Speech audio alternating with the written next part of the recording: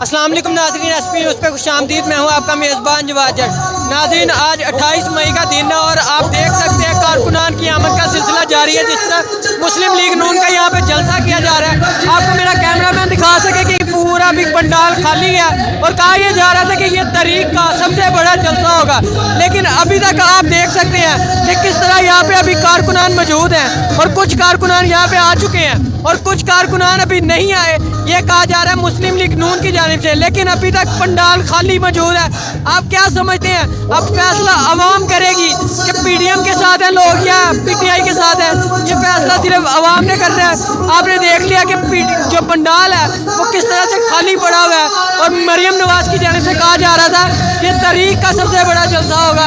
आप क्या समझते हैं? मेरा कैमरामैन आपको दिखा रहा है ये जो मुकम्मल मनाजिर आप स्क्रीन पे देख रहे हैं, ये जी हाँ, ये लिबर्टी चौक लाहौर के मनाजिर हैं। इस वक्त जो जलसा यहाँ पे किया जा रहा है